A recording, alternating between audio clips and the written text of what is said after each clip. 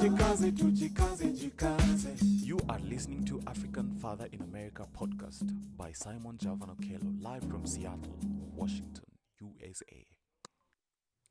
Thank you so much for joining me for another amazing session of the Daily African Proverbs here in the African Father in America podcast and also African Father in America Club on Clubhouse.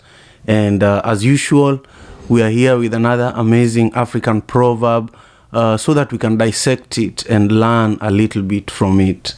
Our proverb today is from Chad, and it says that you are who you pretend to be.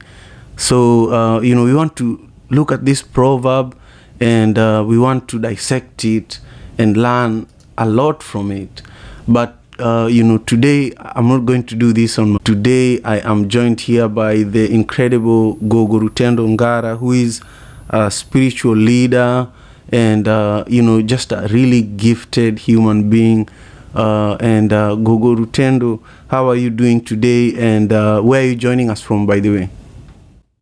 Hi, Simon. I'm doing well today. It's getting a bit chilly here. I'm in Johannesburg, South Africa, and it's been a while since we've had a conversation. So I'm excited to see what it is that this proverb wants to unravel for us today. I know. I saw this proverb, and it's something that reminded me about our conversations over the last few weeks. That we've been, together for this show, but also it reminded me about myself. This proverb, my team and I took some time to look at it, Gogo, and we wanted to look at it from 3 different angles. So I'm just going to share it for the sake of those who are joining us on the podcast, who will listen later, those who are on YouTube with us right now. These are the 3 takeaways. I will share them at the end of the room. But this proverb is teaching us a little bit about, how we can accept ourselves, because many times we are always in a rat race, if I may call it that, and we are always picking up different identities as we go. If you're on Clubhouse, you pick up a Clubhouse identity. If you are on YouTube, you pick up a YouTube identity. But in the end, you are that same person that you're always pretending to be, That's what this proverb is telling us. But here are the 3 takeaways for you to note down. Number 1, we often put on a persona in order to fit in or feel accepted by others. We may not even be aware of the extent to which we are pretending. So just be aware of how much you do that, how much you pretend to be who you are, So it's just easy to be it instead of pretending to be it, Number 2, pretending can be helpful in certain situations, but it can also be harmful in its, and it's important to know who you are and to be true to yourself. You don't have to share all aspects of your identity with everyone, but you yourself need to just accept who you are. Number 3, it's okay to change your persona depending on the situation, but the most important thing is to stay true to yourself. As long as you are confident about who you are, then it really doesn't matter. Whenever I'm gathered here with Gogo and all of you, our village members, we always take this proverb and, ask Gogo to share with us what it means to her. What is it that is happening around the world that this proverb reminds you about, Gogo? Speak to us for a moment. Thank you so much, Simon. Thank you for those takeaways, which a lot of them are very resonant to how I was reflecting on the proverb. And when I looked at the proverb at face value, it felt like it mimics kind of a contemporary English aphorism, fake it till you make it. And, this, of course, suggests that if you imitate qualities such as confidence or competence or optimism, eventually you can realize those qualities in your own life, and eventually you can achieve positive results.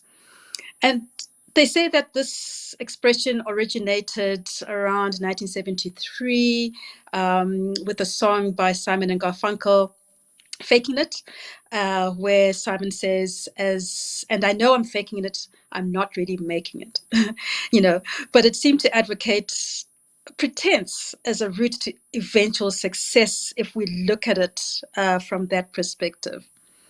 And those who are for the approach of fake it till you make it, for example, from maybe a slightly medical point of view, will tell us about the importance of smiling.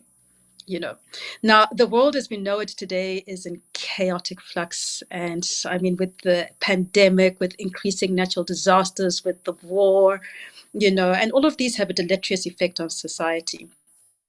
This negativity impacts the collective mood. And as we know, unhappiness is on the rise. Depression indexes are on the increase. And neuroimmunology tells us that depression actually weakens the immune system. And therefore, it makes us more susceptible to the physiological and psychological ills that plague our society. And on the other hand, happiness can boost your body's resistance and therefore boost your immunity.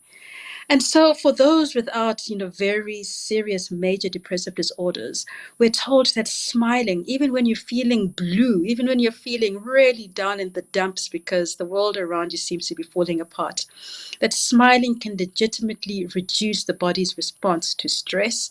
It can lower heart rate in tense situations. It can lower blood pressure. It can increase immunity, and it can eventually lead to longevity. Smiling can contribute to being more energized. It can help us avoid burnout. And even with those who, especially young people who are socially ostracized for many, many reasons, some researchers have found that that young people can spontaneously regulate their own emotional experience in difficult encounters by learning how to smile. And so we're told that, sometimes even forcing yourself to smile when miserable can actually lift your mood. But more than that, smiling is like laughter. It's a contagion. It can, other people can get it. It has the power to impact another positively, or it can even trigger what they call mirror neurons, which enable us to copy or reflect the behavior we observe in others, and therefore can be linked with empathy or capacity for empathy. So a smile can actually incite a smile in another, and therefore create that all those physiological and emotional effects positively. So so in some ways it seems to be speaking to to the saying, fake it till you make it. It's those who are proponents also tell us to act as if. So act as if you are successful. Act as if you have that which you need in your life. And eventually it will happen. You're told to act as if you have confidence. And I know certainly when teaching martial arts or teaching self-defense within the martial arts, we always, especially when we're teaching women, we'll always tell them how to ensure that, your shoulders are back, your walk is straight, your gaze is forward, you have a confident outlook, and this, has the effect to potentially ward off potential aggressors. But it also allows you to take up the space that you deserve in the world. And of course, in the world of business and tough competition, this it increases testosterone, which is the hormone responsible for dominance and confidence. And we're told that these nonverbal cues can eventually impact how we think and feel about ourselves, and that our bodies can change our minds actually. So maybe fake it till you make it. But then there are those who are not for it. There are those who are against it. And I mean, what we know is that faking it can eventually, when do you draw the line between who you really are and who it is that you're pretending to be? So it can feed thoughts of being a fraud or having enormous deficiencies, exposed. And this can feed anxiety. It can feed insecurity. It can feed dread, you know And all of this is known as the imposter syndrome. It can really be fodder for the imposter syndrome. It may feed a sense of inadequacy in an environment despite objectively being competent. And, this is not about necessarily assessing the situation, but it is assessing how we feel about ourselves. So this faking it till you make it can be self-defeating.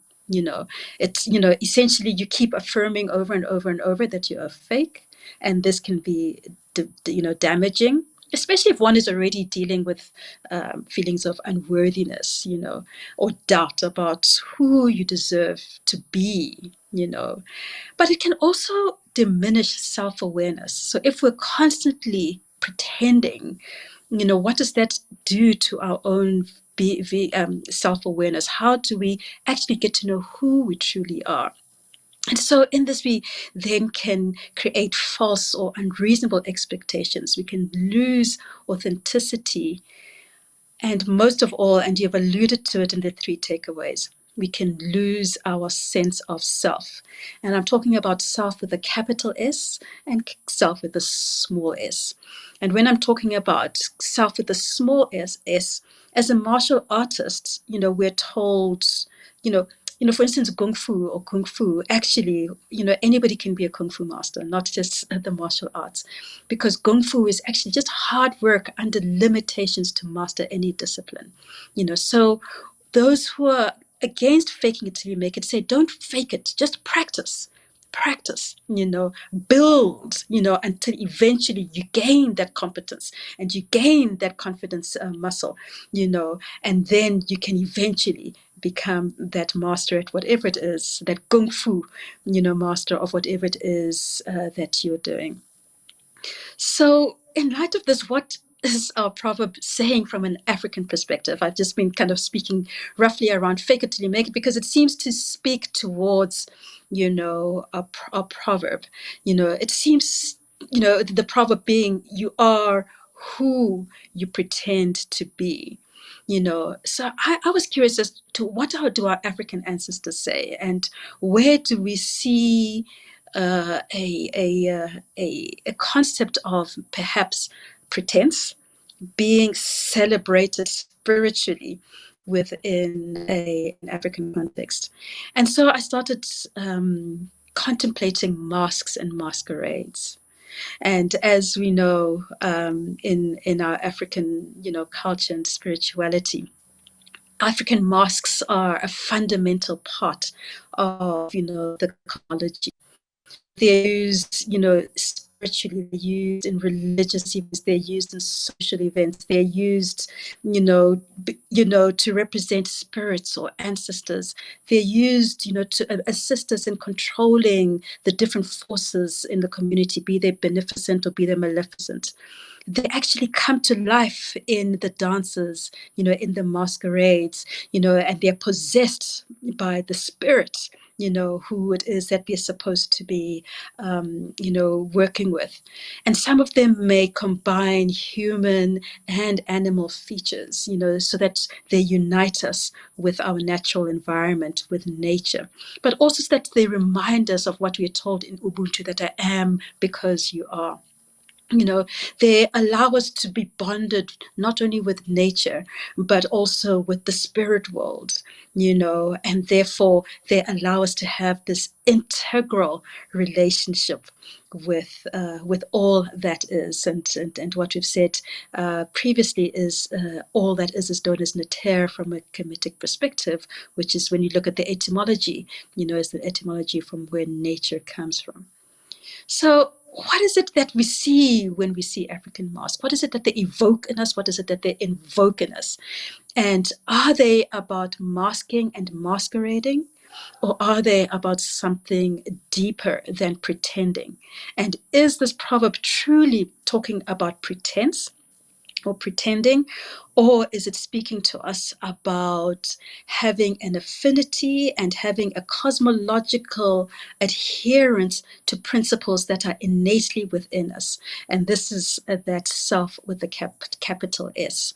Are they allowing us to get in touch through an externalized medium, through or a visualization of an externalized medium, of aspects of the hidden world, aspects that, or, for instance, if we have a mask that is the mask of Shango, according to the Yoruba, or Herikuti, according to those in Kemet, or Ngozi, or, the warrior archetype. How is it building that confidence from within? How is it building the ability to protect? How is it building the ability to find immunity, in all of us, which is why some of these are warned, that you start seeing that, or not just seeing, experiencing, as opposed to experiencing those attributes within oneself. If one is to adorn oneself with, for example, the masks, or of Heteru, or Marimba, or Nomdende, or the creative, sensual, feminine spirit, how is it inciting joy? And once it's inciting joy, how is it activating your life force?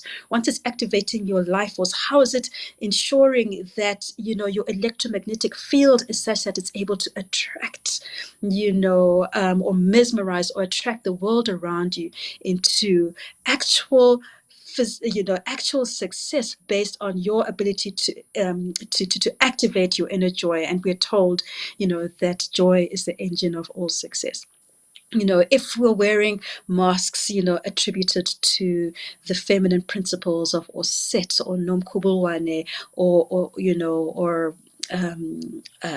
Yemenia, how is it that we're nurturing, our mothering spirit? How is it that we're nurturing our teaching, our healing spirit within us? And so all of these masks, instead of trying to hide and create a pretense, are actually trying to unearth and bring forward that which is actually within us. And so when I look at the proverb even deeper, I see it's less about losing authenticity, pretending and being fake, till you make it, but more about making it because you're tapping into your inner self with a capital S, that the mask, actually attributed to. And of course, when you get into a masquerade that has particular movements, you're actually trying to activate those within yourself. So as I was reflecting on this, I thought, let me look at, maybe two elders, they've passed on, some of our African ancestors, what they have to say about masks. And maybe it can help to give us, to go a bit deeper into our African proverb today. Unfortunately, I couldn't find anyone from Chad, but, I would like to just read a bit from Malidoma Somé. As we know, he is the elder who went on to the ancestral realms in, I think it was December last year, but of course has left us with a lot of wisdom that we can depend on. And so he talks about nature rituals and masks. And he says, in the West, when nature is neglected, people often wear masks in order to survive. This mask may be a professional role. It sometimes comes with a suit or a uniform and is a refuge. It is a place of anonymity. And those who don't wear a mask in this culture risk being hurt and thus may be driven to find one. And the problem, though, is that as people hide behind these masks, they become defined by them and unable to tell the difference between what is natural and what is not. And sometimes they become so profoundly disconnected from their true self, and I'll say that with a capital S, that they think that their mask is their true nature. Now, nature rituals aimed at unmasking the true self, and they need to begin by addressing the theme of change.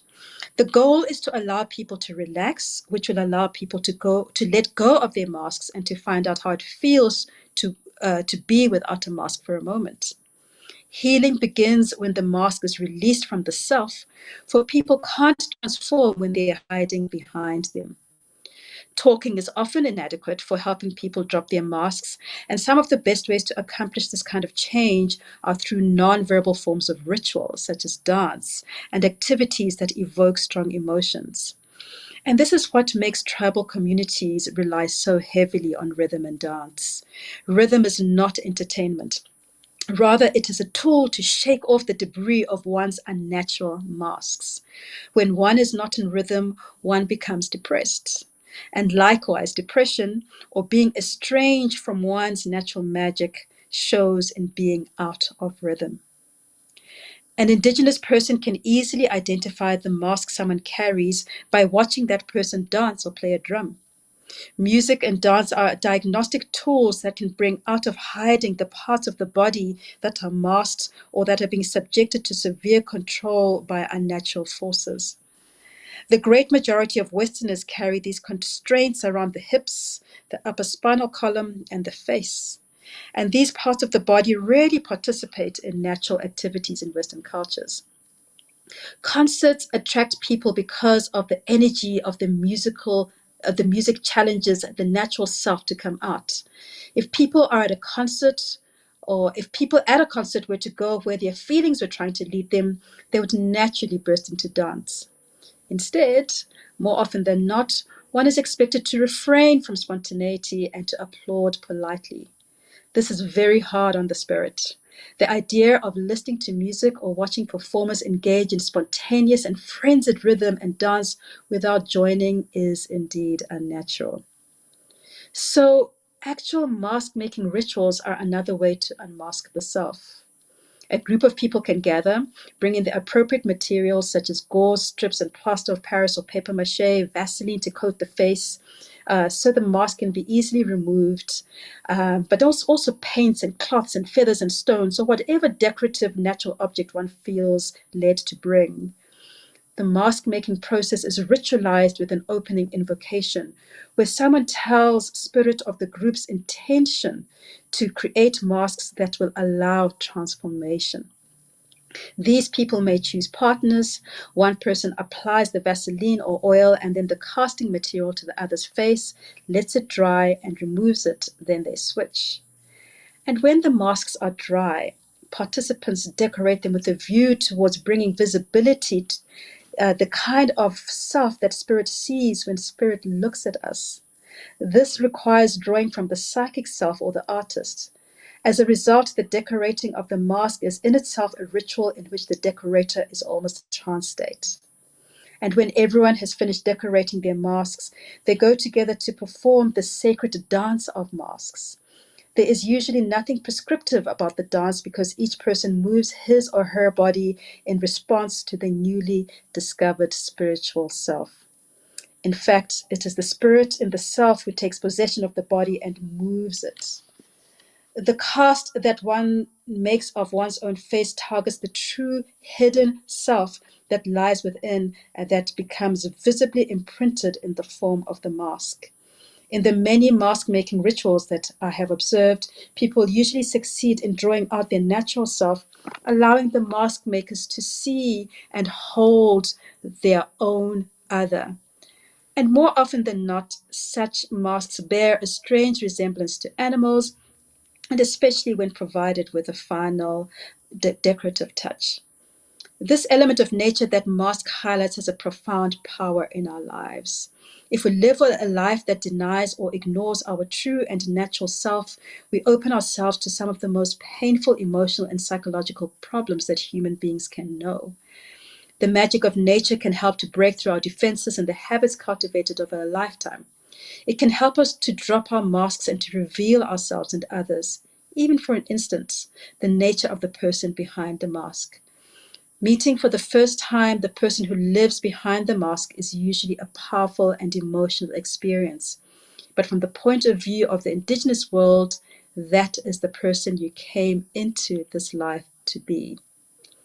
The mask making ritual, like all rituals of nature, helps focus on our purpose and reason for being, on the people we would be if we could drop all artifice, all pretense, and could see our purpose clearly. Rituals of natures in the indigenous view help people transform so they become more real, more respectful of the gifts provided by the natural world, and more attuned to the nature within us, that is, to our own true nature. And of course, healing by definition is this process of coming closer to nature, to the nature around us, as well as the true nature within. So that is Malidoma Somé just on masks, which I think speaks a bit to, what I believe the proverb speaks to. It's less about adopting a fake persona, but more about how it is that we can activate that inner true self that is within us and allow it to shine into the world so that we become our own true self through a process of feedback. And I think I'll leave it at that for now, and later I can read a bit from Credo Mutwa when the discussion has gone on. Yeah, thank you. Thank you so much. I just love this. I love how you described, how today's proverb relates to masks, especially mask making, especially African masks. But I wanted you to also speak to how currently most human beings on earth are wearing masks, for a different reason. Speak to that for a moment, please. I think COVID-19 has been incredible because it's actually shown in many ways. It's revealed, it's brought to the surface many of the latent or hidden or unspoken truths about society. And one of those truths is really that we all walk around with hiding masks, masks that seek not to show ourselves. Now, the interesting thing about a true smile, because yes, there's that whole idea from the West that you fake it till you make it. So pretend to smile, and then you can incite everything within yourself that will help to lift your mood. But a true smile is often seen less through what's happening with the facial muscles associated with the lips, but it's more what happens here around the eyes, the Duchenne markers, those kind of creases that you get in your eyes just when you smile. And so the interesting thing is that these masks that we've been forced to wear, around the world, mean that they're actually searching to see whether do we truly have that true inner smile that comes from within, because often that's all you can see, if you're trying to see somebody. The other thing is, we're often told that the eyes are the window to the soul. And so in the absence of seeing the full face, we're often asked, through this masked existence of ours, to truly observe those, through their eyes and see the windows to their soul. So in a way, to me, this showing how we walk around, fully masked and not showing our true selves to the world has actually challenged us to find our true selves from within, or also to open our eyes as seers, to be able to see the truth within the other, even when you cannot see the fullness of what it is that they're bearing to the world. But I think for me, just the general mask wearing, apart from increasing certainly here in South Africa, apart from increasing the levels of trash, that we have. I mean, we see so many rivers or wetlands clogged in some of parts of our country with a lot of trash, mainly, kind of baby nappies and, things like that. And now what we've seen increasingly is these masks that are now increasing on our rubbish dumps. And so for me, that is also a metaphor for what is it that we need to discard in terms of the masks that we wear. And once again, bringing us back into our true selves, the self with the capital S. So I believe, it's a bit of a contrast, in that the masks of our current reality, is actually inciting us to reveal truly who we are. But it's also showing us how we walk around not being able to see each other and not being able to know each other truly. Thank you so much, Gogo. If you are just joining us, my name is Simon Javan Okelo. I am the host of the African Father in America podcast. We are currently live streaming on YouTube, We are also on Clubhouse, which is a social audio app where, we are like a little village there around a fire, listening to this amazing conversation with Gogo Rutendo Ngara. We are live every Monday to Friday, 6 a.m. Pacific Standard Time. And every day when we come together, we come with an African proverb, and we believe that these proverbs are directly from our ancestors. And this one today is from Chad.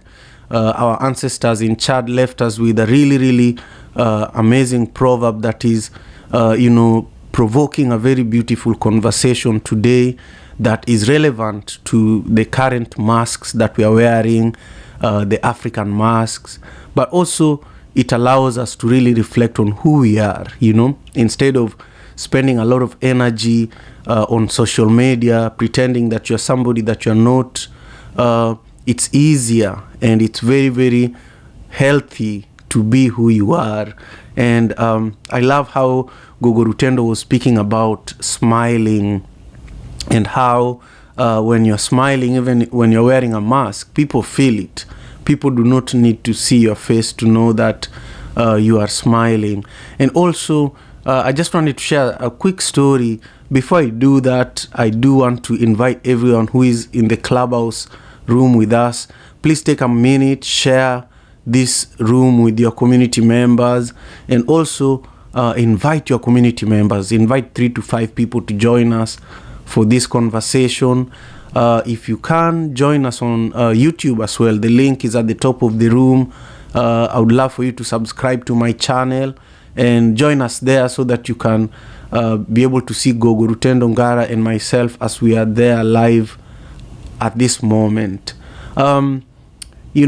When the mask mandate was lifted in Washington State, where I live, I actually forgot that it had been lifted, and we had someone who would come maybe once or twice a week to help us with our children, and so she came, but she had no mask, and I had never seen her without a mask. I knew her during the pandemic, and then she showed up at our door without a mask. I knew we were expecting someone, but now, there was this lady at the door, and I had a hard time letting her in, and I didn't know how protective I was of my children. So I stood between her and the children, and I told her, "Who are you?" And my children were laughing, because they knew who she was. I think somehow they had seen her without a mask, So I was looking at them and looking at her, and I was like, you are confusing me. And then she said her name. Then I said, "I'm truly, truly sorry, I can't remember how many times I asked for forgiveness, but, it just, that moment brought a different person that I even did not know that exists, So I just wanted to share that small story as we continue on. In a few minutes, we are going to hear from our audience members, so prepare to share with us your perspective on this proverb from Chad. It says, you are who you pretend to be. And typically when I host Gogo, we love also thinking of our elder Credo Mutua. Since it's been a while, Gogo, just speak to who Credo Mutua is, and also speak to, what would he say about this proverb and masking as we see it currently. Okay, so Isanusi Credo Mutwa, and he was an incredible polymath from Southern Africa, born in Zululand in South Africa. But he was, on the one hand, he was a universal being. He traveled all through Africa. He traveled all through the world, initiating in many, many different traditions and gathering knowledge, indigenous knowledge that is inherent and unifying across, all of humanity. And his great treatise, or his seminal works, is a book called Indaba My Children, which was written in 1964, where, he really seeks to unearth the magic that is, Africa, from a cosmological point of view. And one needs to read this book very carefully. It's not just myths and legends. Within this book, one can really see how he's tapped into quantum physics, into astronomy, into, microbiology, into all sorts of sciences, which he did in various mediums. He did it through his art. He was a painter, he was a sculptor, he was a poet, um, he also was a writer, he was a philosopher, he was an anthropologist, you name it, he was it. He expressed all the different selves of himself. And what is very interesting about him in relation to this conversation is that he often wore different personas, which were shown in his regalia. He'd often be seen with these incredibly heavy necklaces made of different rocks such as verdite, and I think each of those necklaces could easily weigh like 30 kgs, and each of them, plus all the regalia he'd wear with him, would really be activating and bringing not only through him but to so that everyone else could recognize within themselves different levels of their being, different levels of their self with the capital S. And we see this in the plays that he wrote, and one of his most successful play was Nosilimela, where he sought to bring to life through a story about a young girl, Nosilimela, who was of the stars. Nosilimela is actually the Pleiades constellation, the seven sisters, and kind of her trials and tribulations through having to be born upon this earthly realm. And so in all of this, he seeks to, in all of his stories, all of his legends, whether it's his plays or his songs or everything that he brought to the world, he addressed this issue of masking and, as the previous elder has said, unmasking, in order to bring forth our inner self. And so I'm going to read a little bit from his book, Indaba My Children, as I said, his seminal work. And he speaks, we may call it about God, but let's look at God as the self. He says, "My child, God is more in you and is more part of you than you are in and part of yourself. He exists in you more than you exist in yourself. You were not created by God, as the aliens tell you, but you exist as part of God. Your soul is immortal because God is immortal, and your soul and mine are as much part of God as the grain of sandstone is part of the boulder that is part of the mountain. My child, I want you now to look at this ball of clay.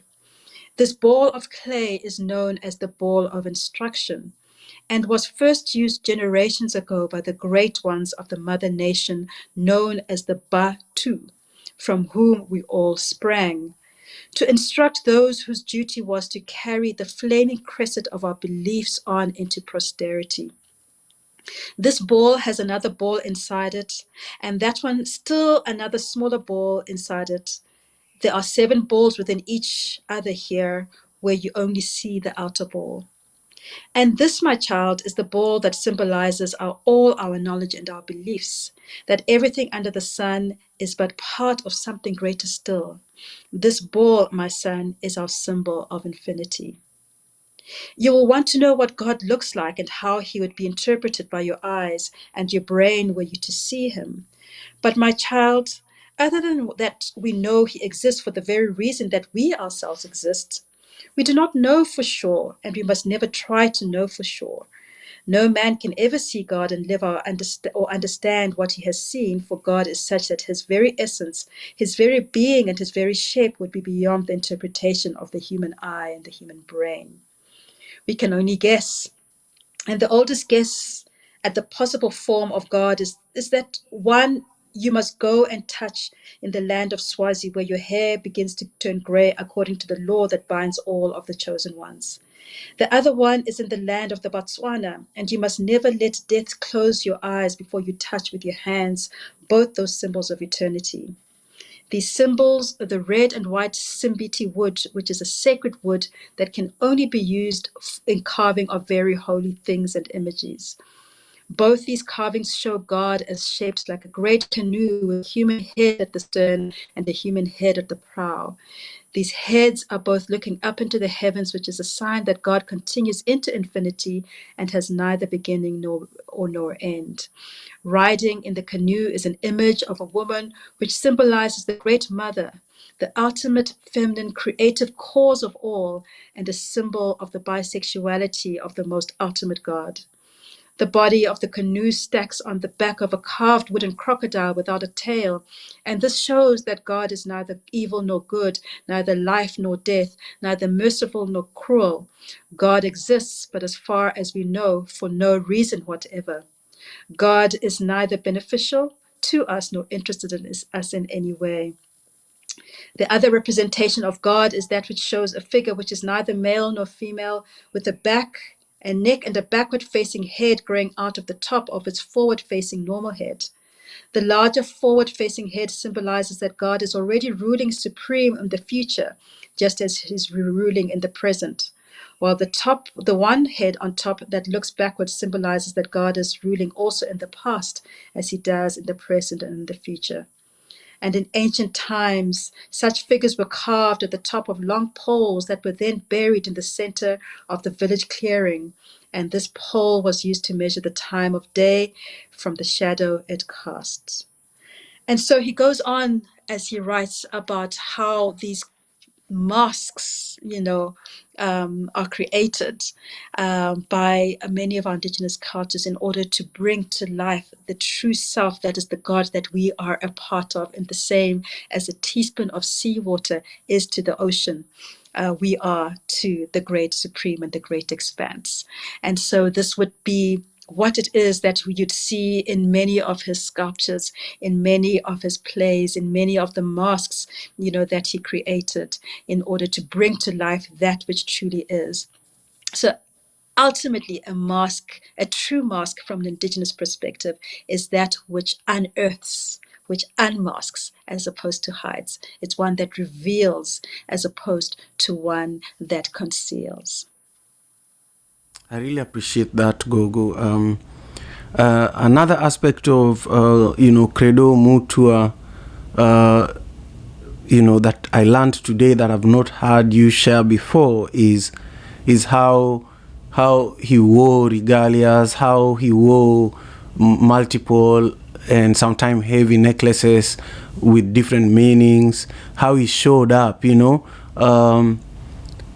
I feel that also when you say that he had multiple personalities or multiple self, it reminded me of myself, and it reminded me of all of us. All of us have different us in different moments, and sometimes we are always, especially in the world of social media, we are always asked to niche down. And even in the world of education, we are always asked to become experts in one thing, and that is unnatural, similar to how you are saying when you go to a concert and the music is playing, you want to be on the dance floor. When you hear the rhythm of the drums, and your body already moves even before you want to move, but you find your leg is already leading you there,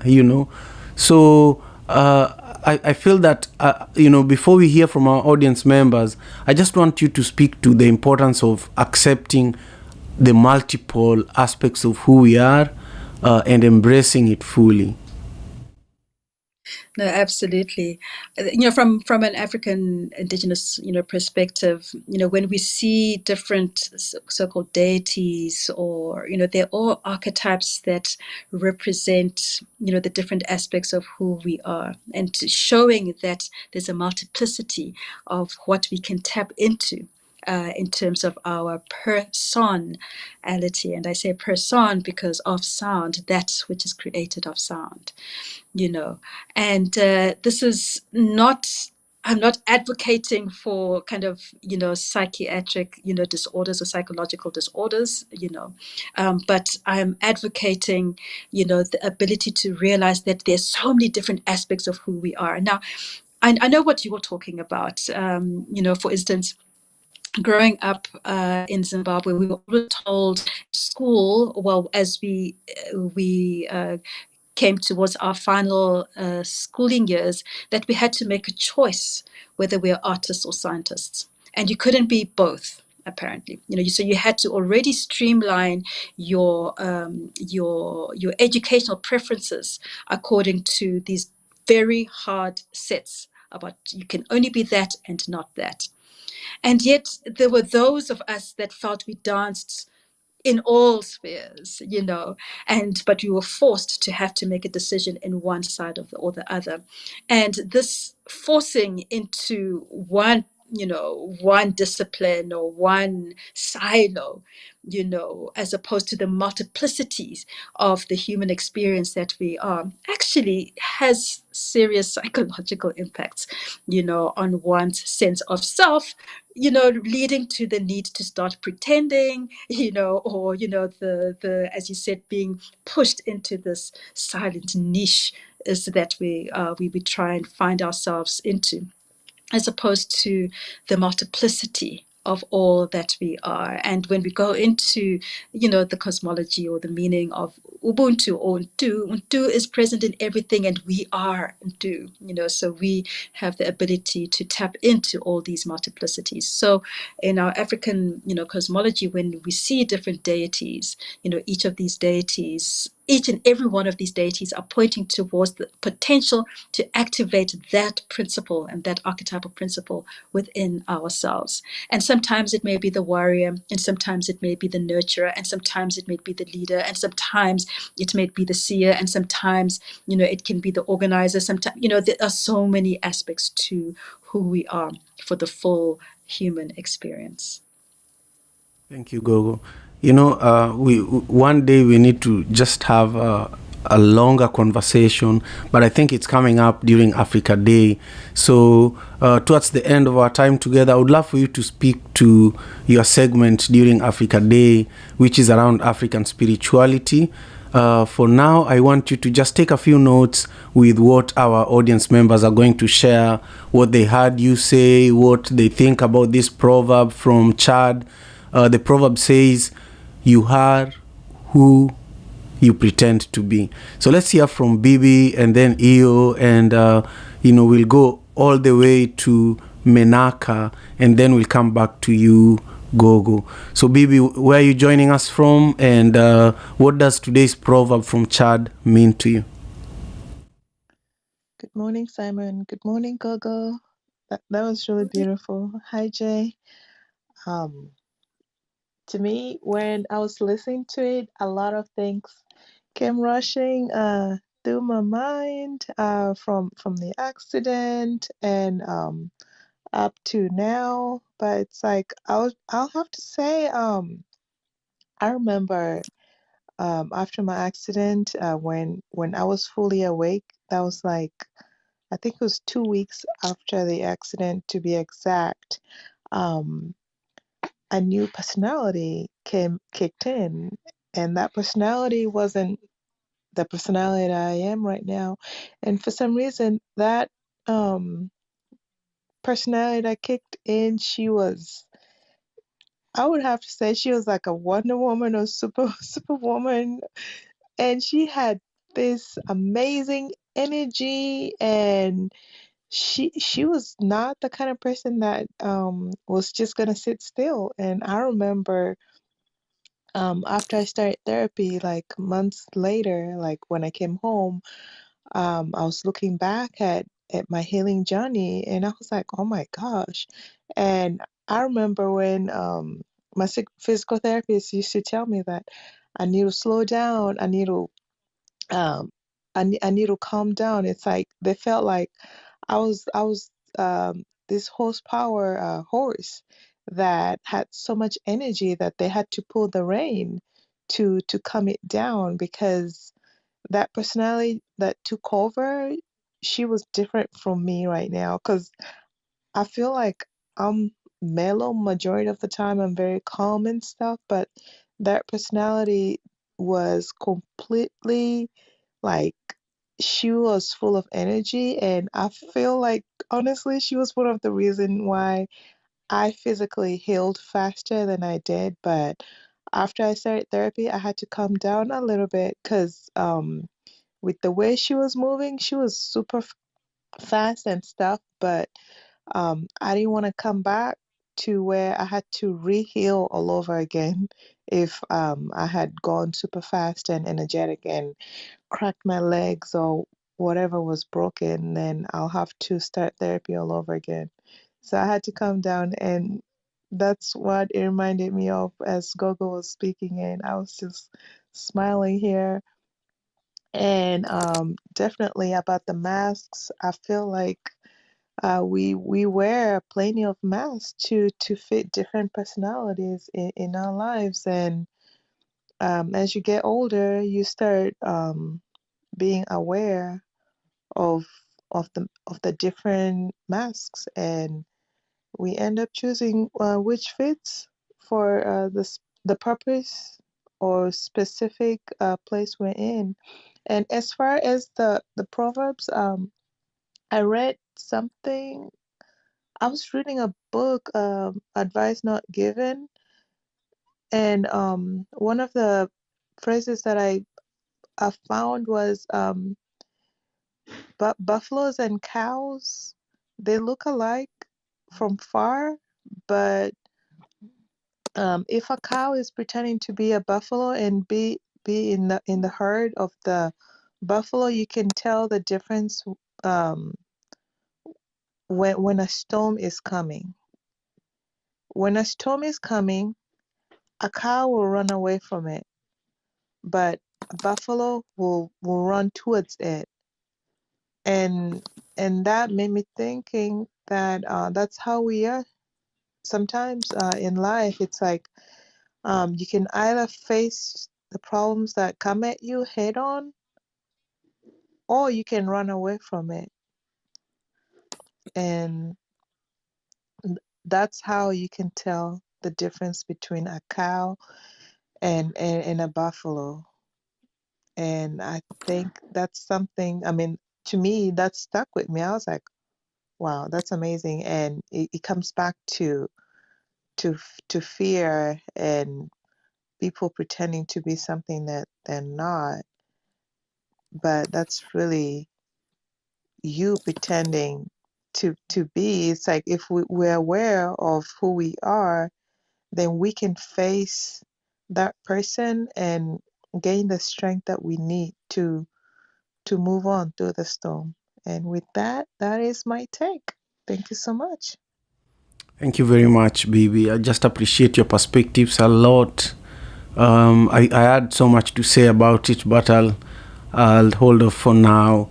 Hugh, how are you? Where are you joining us from? And what are your thoughts on this proverb? Simon, I am good. And wow, Gogo, thank you so much. Thank you. I really enjoyed listening to her. I learned so much. And it just goes to show how like the uh how across the continent, the belief systems are the same. I mean, we may have, a little bit of change here and there, but there is a common ground, where um, we all at the base level is still the same thing, whether it's in the Yoruba culture or it's the Mandinka culture or the Zulu culture or the Igbo, Ijaw, it's still the same. Now, talking about masks, I want to just quickly read something from my book. It's entitled "The Rebirthing the African Consciousness." There's a part where I, talked about masquerades and how we are all masquerades, in this life. We're all putting up these masks. The body is the mask in which we are expressing ourselves as beings. And when Gogo was talking, I was like, wow, let me just read it real quick. Masquerades. To help us understand life better, our ancestors came up with the concept of masquerades. There are two types of masquerades: the violent and non-violent masquerades. It is believed the one that plays the masquerade is possessed by the spirit, where he dances is called spirit dance. Every of his action has a spiritual meaning. Some masquerades like the Ekpo, by the way, I'm in Nigeria, in Abuja, so we have this Ekpo masquerade. Like the Ekpo are known to be very dangerous and go as far as flogging people when they are engaged for a challenge. So we have this Ekpo masquerade that you can challenge the masquerade. You can go and ask the masquerade to chase after you, and make sure you know how to run, because if the masquerade chases after you and catches you, then the masquerade is gonna flog you. you know, it usually carries a whip. Okay, so as far as flogging people when they're engaged for a challenge, the question we should ask is, why did our ancestors develop this spiritual concept? And why do all indigenous people of the earth plays masquerade? Man, we have come to understand, is like a masquerade. The body is the mask that the spirit of man has animated. Like the masquerade, man is possessed either by good or bad spirit, possessed either by the spirit of love, joy, happiness, gratitude, kindness, truth, grace, or by bitterness, shame, envy, jealousy, and hate. It is only the dangerous masquerade that flocks people and causes harm when engaged. It is only spirits like anger, bitterness, hate, shame, sadness, envy, and all the other vices that will cause you pain if you engage them. Peaceful masquerade don't cause pain. They only bring peace and laughter. They simply entertain and make one joyous. Our ancestors were not evil. They were only teaching us spiritual truths through entertainment. The question is, what kind of masquerade are you in this life? The body is the costume or mask through which you are participating in this festival of life. Africans are a people of riddles and parables, and through the masquerades, we are being told a story. After every festival, the homes and theaters built for the masquerades are dismantled. After every lifetime or life experience that creates the opportunity for us to be masquerades, to be possessed either by good or bad spirits, by positive or negative characters, the body is dismantled through that. Masquerades also symbolize the ancestral spirit of our forebears that periodically manifest in the land of the living, especially in times of crisis, through divine ideas or knowledge that comes to the minds of the people to help them navigate through whatever crisis they're faced with. Masquerades are also used as symbols of the link between the spiritual and physical world. They are used to remind us to uphold the ethical standards of our ancestors.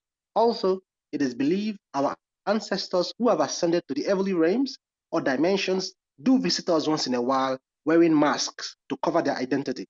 This is the concept the Yorubas call egungun, and it can be likened to reincarnation. So we are all, whether we know it or not, we are all masquerades in some way. We're all putting on a mask, in some way. We're all, putting up a character, So I just want to thank Bogo for explanation. I agree. I mean, I learned so much. I was really, really, really, impressed and happy that I came to the room when Gogo was speaking. So much that I've learned, and talking, speaking directly to the room of the topic. Yeah, you're who you pretend to be, and uh, our ancestors also taught us the concept of of programming yourself.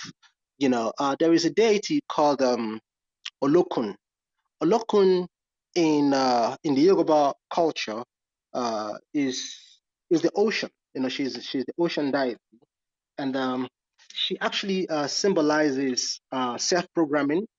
The inner, the subconscious mind, which is the inner propeller, and so on and so forth. So you can actually be what you want to be in life, but then you have to see yourself in that light. What do you want to be? What do you want to imagine yourself to be? You know, you can actually be it. You can actually become that which you desire to be, if only you can see. I mean, initially it will be as if you're pretending to be it, but that's how subconscious programming works. You have to see yourself in that light and reprogram yourself, reprogram your subconscious mind. And today we now have, YouTube, we have our smartphones, we have our earphones. You can actually, while you're sleeping, you can, make your affirmations, say things to yourself, things that you want to be. And while sleeping, you could play those affirmations and reprogram yourself so that you can create a state of mind that will project you into being that which you really want to be. So it's a very powerful proverb. Amazing, amazing, amazing. I'm super, super excited we're talking about this. Gogo, thank you once again for sharing your thoughts. I'm super excited that I came to the room when you were speaking. Thank you so much. Thank you. Thank you, Eo. And Gogo is going to respond to your amazing, perspectives in a moment. Lavender, how are you? Where are you joining us from? And what are your perspectives on today's proverb from Chad? Hi, Simon. Thank you so much. I didn't see that coming. You got me off guard. I was digesting what Eo just said, and then Gogo also left me with some thought. So I didn't really expect to be talking. I was still like, okay, I'm taking all this in. Anyway, I'm Lavender Toya with the One Vibe Africa team. I'm based in Nairobi, Kenya. And it's nice to be here today to share this amazing platform with you all. Simon, thank you so much for having me. And Gogo, I can listen to you all day. Eo, you have so much wisdom, and I hope we'll be crossing paths more frequently. I'd say everything I was thinking about today's topic and today's proverb has been covered, but I'd just like to add that even though we put on masks and pretend to be other people, we can always put on masks we cannot pretend forever. In due time, you're bound to show your true self. So I'd rather you face yourself, however scary it is, and own that, because all of us are unique in our own ways. Thank you, Simon. I'm Lavender, and I'm done speaking. Wonderful, Lavender. Thank you so much for being here with us. If you're just joining us, this is the Daily African Proverbs here in the African Father in America podcast. If you're on Clubhouse, we are in the African Father in America club. Make sure you follow the club and make sure you subscribe to my YouTube channel so that you can receive some of these proverbs as we share them every Monday to Friday. I want to move on to Stella. Stella, share with us your perspectives as well, and also where you're joining us from.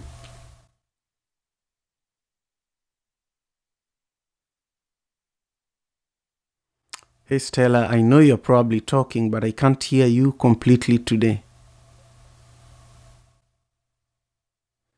So maybe, Stella, I would suggest you jump out of Clubhouse and then come back. We'll go to Brother for now, then come back to you. Brother, how are you doing today? Where are you joining us from? And what are your perspectives on this proverb? Peace and love, family. This brother Irv. I'm calling from the North Carolina territory. And again, Simon, gratitude to you for always, sharing the wisdom of the ancestors as well as the family. And when I initially read the proverb on Instagram, I was thinking more along the lines of, you know, Io. But as the sister Gogo was giving her demonstration about the mask and stuff, it took my mind into a totally different direction. And I remember this one time I was working on this job with this guy who was going through a divorce. And he was, talking to me, giving me some advice. He said, listen here, buddy. He says, whenever you're first meeting someone and you're dating them, he said, for the first year, you're not dealing with the real person, you're dealing with their representative. In essence, he was saying, they had their mask on, and I was like, that was some good information. So a little bit later on down the line, I was reading through some stuff, and I came across this some kind of like a little Chinese proverb or something like that, and it says, we all have three masks. You have one mask that you wear in public, like at work, at school, or just in the general public. It says then you have a second mask that you wear around your close friends and family, and then the third mask is who you are when you truly all alone to yourself. And I thought about that. Hold on, let somebody call me on the radio at work. I'll get back to him in a second. And so what coming into the understanding that I had, so whenever you can be that third mass I was just speaking on, when you're alone to yourself, when you can truly be that mask or wear that mask at the first level around everyone in public, that's when you are truly, who you are on the inside out. And being a Moorish American, understanding that if I'm operating on my five highest principles, which are love, truth, peace, freedom, and justice, then I am operating as my divine self everywhere else. But to go back to what Ayo was saying, is two sayings. Is one saying, you can fake it until you make it, and then the third one is if you believe it, you can achieve it. And he broke it down so beautifully about planting it in your subconscious, and like if you dress to be successful, you go out every day, give the effort to be successful. Sooner or later, the manifest will catch up with your ambition. So that's what I'll say to that. Peace and love, family. I'm gonna park my plane right there. Wonderful. Thank you so much. I just appreciate your perspectives as well, brother. Lavender, do me a favor. Just, reach out to Stella and make sure she gets back, because I would love to, hear her perspectives as well. Let's go to Steve. Steven, how are you? Where are you joining us from? And what are your perspectives on today's proverb from Chad? It says, you are who you pretend to be. Feel free to share any comments to Gogo as well. Hello everyone. I'm Steven, joining from Kisumu, Kenya, One Vibe offices in Kenya. I'm happy to be joining you today, and would like to thank Gogo for being our guest speaker. It's always good to have you in these sessions, Gogo. Your wisdom is I can't feel like I just need to keep on listening to your sessions.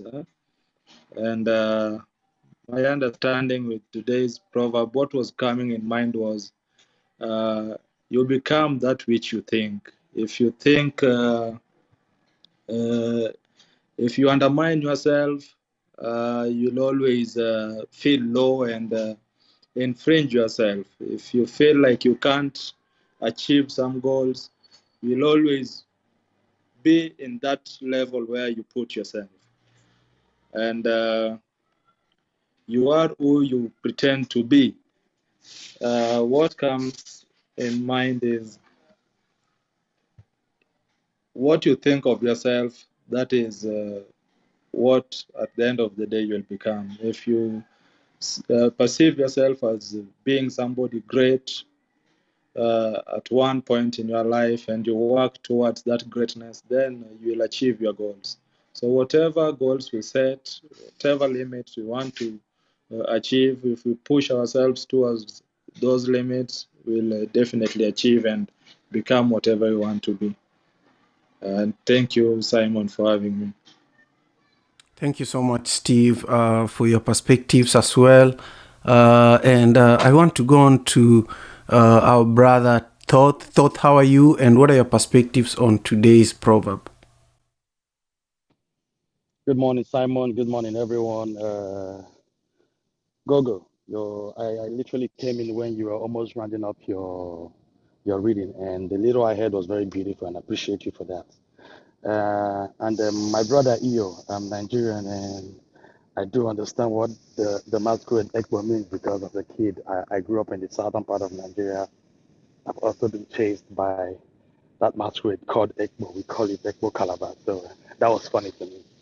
So to the quote, you says, "You are who you pretend to be." You know, it, it means a lot to me. For me, I see it as a warning. You know, you are who you pretend to be because I feel like when you pretend to be something else, you might actually forget who you really are. But then again, on the other hand, pretending to be what you're not, because what you're pretending to be is actually who you are. You know, so a lot of people are always like a wolf in sheep clothing, like they say. So it says we assume quality of persons that we create into ourselves. So sometimes when you pretend to be something else, you actually end up being that which you are actually pretending to be. You know, Americans to say, be careful what you wish for, because you might get it, you might get it. You know, sometimes the desires that we had come may not be as desirable once it has been attained. You know, I see this quote as a quote that pushes down on lack of contentment, lack of self-confidence, self-belief, because if you're pretending to be what you are, it goes a lot of way to show that you're not contented, you're not grateful, you're you're you're not thankful for what the Most High has given to you. Because contentment doesn't mean you don't desire more. Contentment means you need to be thankful for what you have and be patient for what is to come. So when you pretend you lack this quality, you lack contentment. So I close by saying to understand people who pretend, you need to characterize people by their actions. And when you characterize people by their actions, you will never be fooled by their words. I rest my case. Thank you. Wonderful. Thank you so much, my brother Thoth, for your perspectives. And now we are going to Menaka, who is our last speaker on the stage today. Menaka, how are you? Thank you for making the time to join us today. Share with us where you're joining us from. Any comments on today's conversation and your perspective on today's proverb from Chad that says, "You are who you pretend to be." Hello, Simon. Thank you so much, everyone, for having me here today. I'm calling in from Victoria, British Columbia, also known as the unceded Coast Salish territories on the west coast of Canada and Vancouver Island, which are home to many Indigenous communities, including the Lekwungen First Nations, the Pachidat, the Dididat, and my family also. We grew up in Stolo Nation, which means the people who run with the salmon. And so it's interesting, this topic, because, the last year I've been, I guess, just trusting and believing in myself that I can pivot into an area of focus of my life, which is storytelling and filmmaking and sort of more of an anthropomorphic perspective of our activist movements here in British Columbia regarding land back and sovereignty. And, I've had some challenges this year as a filmmaker because I'm not as experienced, or I guess you could say, you know, my skin is not in the game as deep as some other people and colleagues, and my skin is quite white, and my family don't come from that background. We come from social workers and humanitarians, and so I really just had to put the mask on and believe in myself and trust my gut.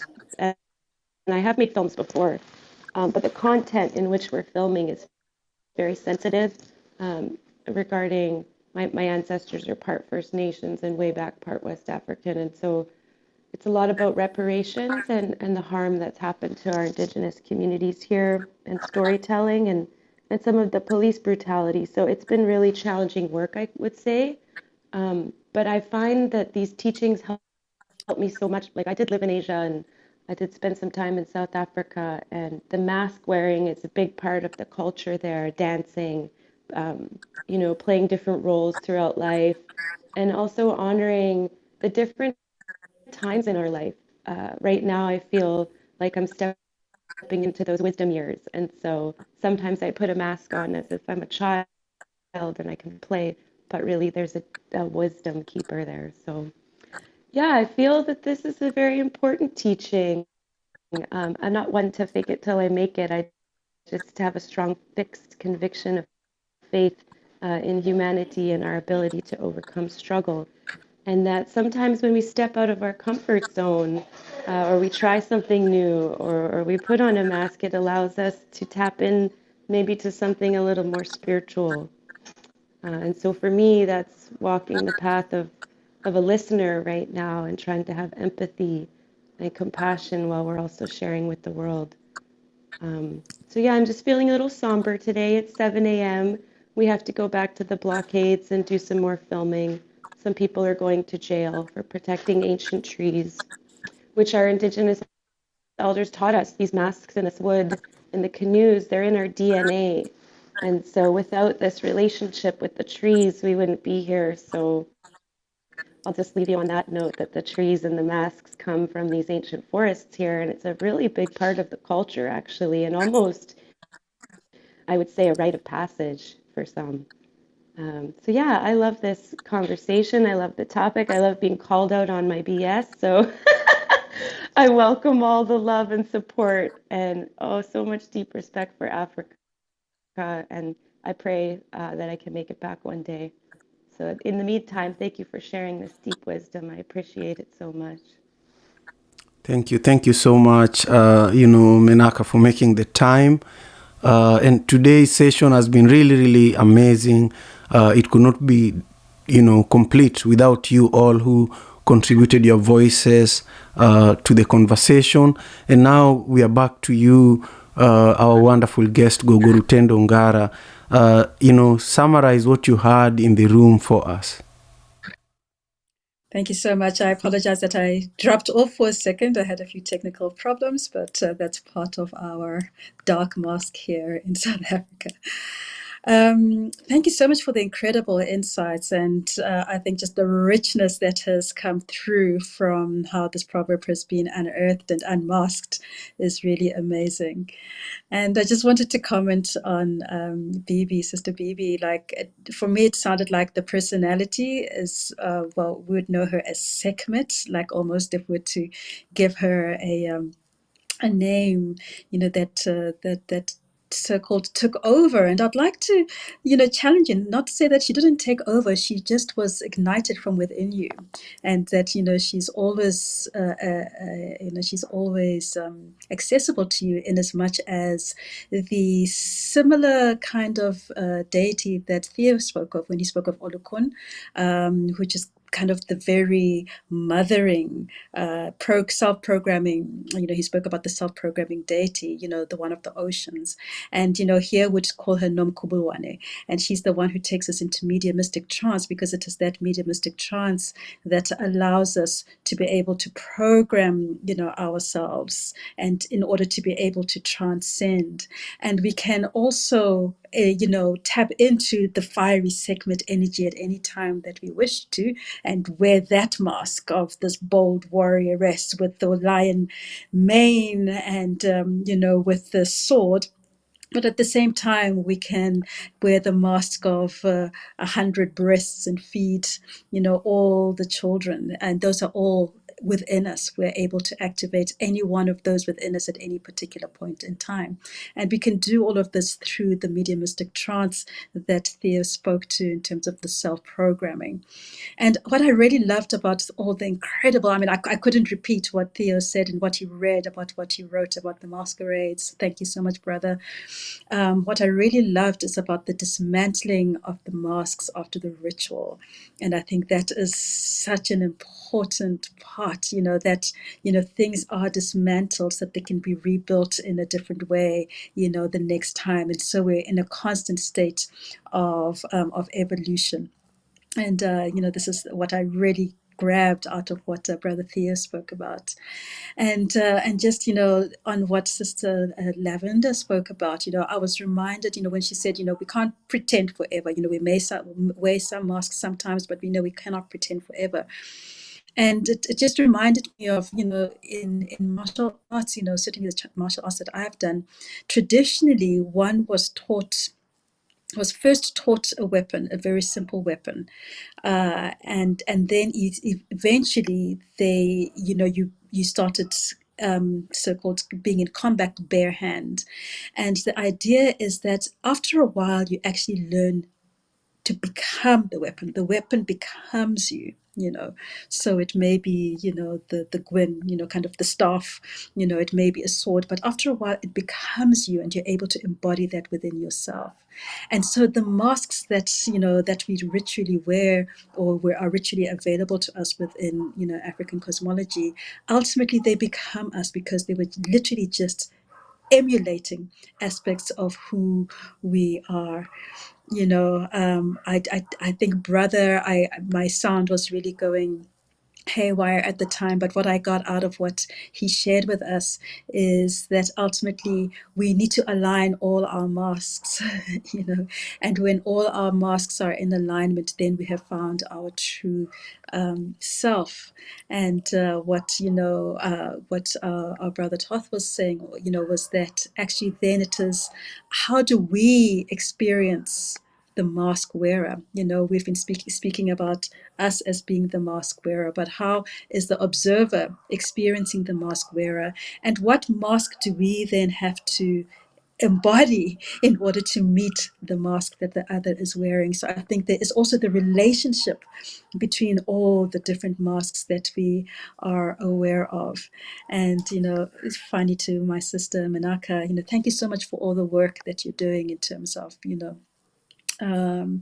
protecting that which needs to be protected, because of course we would not be able to activate any of